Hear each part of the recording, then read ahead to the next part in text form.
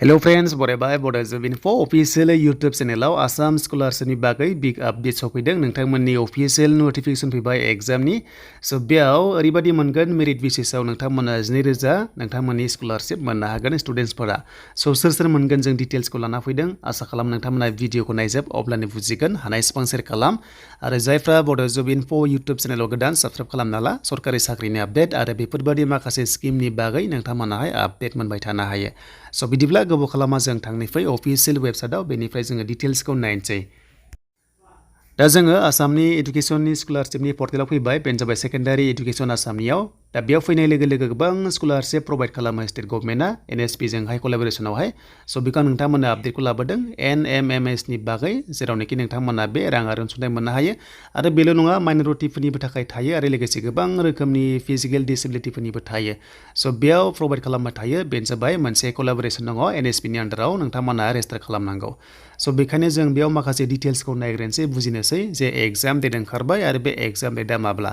स' बे exam date ओंखारबाय जायफ्रा एप्लाइ खालामदों एबा खालामगासिनो दङ एग्जाम डेट ओंखारखाबाय आरो बे एग्जाम डेटआ नै ओरैबायदि दङ 90 मार्क्सनि एग्जाम दङ साबजेक्टआ मोननै फुं आरो बेलासि एग्जाम कन्डाक्ट खालामगोन आरो बे एग्जामाव जायनो मोजां पार्सेन्ट लानो हागोन बिथांमोनखौ सेलेक्ट खालामनानै बोसोरावहाय 2000 करि बेवहाय डाइरेक्ट नोंथांमोना डिबिटि हिसाबै एकाउन्टआव हाबनाय जायो मेन्टेल एबिलिटि टेस्ट दङ 90 नाम्बारनि स्कलास्टिक दङ नोंथांमोना 90 मार्क्सनि स' गासै 180 नि एग्जाम कन्डाक्ट खालामगोन 18 नभेम्बराव स' टाइमा जाबाय नै 10 AM निफ्राय जागायनानै नोंथांमोना बेलासिसिम दंहैयो स' बेयाव जायफ्रानोखि एग्जाम होनो गोनां दङ नोंथांमोना सेलेक्ट जायोबा 2000 मोनगोन स' बिदिब्ला जों माखासे इंलिशनि अफिसियेल नटिफिकेसन नायगोन फै दा बे जाबाय अफिसियेल नटिफिकेसन दिनैहाय होदोंमोन दा बेयाव नोंथांमोननि रेजिस्टाराथ' जागासिनो दङ बेनिफ्राय लास्ट डेटआ नोंथांमोनाहाय बेयाव नुनो मोनदों 30 नभेम्बर स' बेनिफ्राय माखासे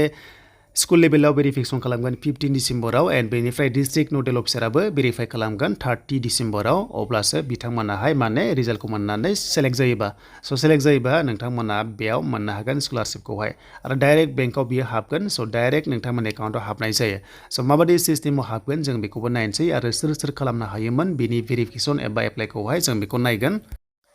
दा बेयाव माखासे अफिसियेल नटिफिकेसन गाइडलाइन्स होनाय दङ नेशनेल मिन्स कम मेरिट स्कलारशिपनि आन्डाराव स' नोंथांमोनाहाय ओरैबायदिनो जे मिनिस्ट्रि अफ इडुकेसननि आन्डाराव बे स्कलारशिपखौहाय प्रोवाइड खालामदों बेखायनो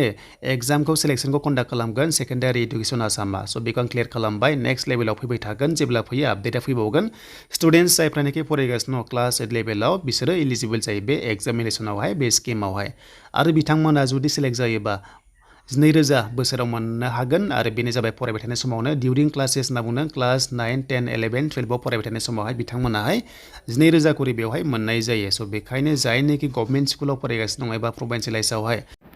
बेनिफ्राय जायफ्रा क्लास 8 नोंथांमोना फरायगासिनो दङ खालामबानो जाबाय बेनि एग्जामा जागोन 18 नभेम्बराव एडमिटआ मोनगोन 3 नभेम्बराव स' बेनिफ्राय अनलाइना सोलिगासिनो दङ आरो बे थागोन 31 अक्ट'बरसिम थागोन स' गोबां हेल्पफुल जागोन नोंथांमोना 2000 मोनोबा जेब्ला क्लास 9, 10, 11 आव फरायगोन 12 आव फरायगोन अब्ला गोबां मेटेरियेल्स बायना लानो हागोन फरायनायनि थाखाय स' बेखायनो बेखौहाय स्कलारशिपनि बागै कन्डाक्ट खालामदों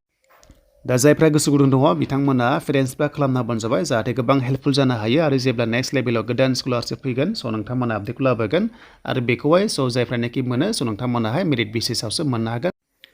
दा जायफ्रा मोजां पार्सेन्ट मोनो बिथांमोननोहाय बे स्कलारशिपखौहाय होनाय जागोन दा बेयाव माखासे रिजार्भेसन थानो हागौ नाथाय बेयाव दासिमबो क्लियार खालामाखै दा बेखायनो एग्जामा नोंथांमोनाहाय 18 नभेम्बराव जासिगोन शेड्युला दंखायो स' बेखौ नोंथांमोना नायनानै जाहाथे एग्जामखौहाय मोजां नाम्बार लानो हायो गासै 180 मार्क्सनि एग्जाम जागोन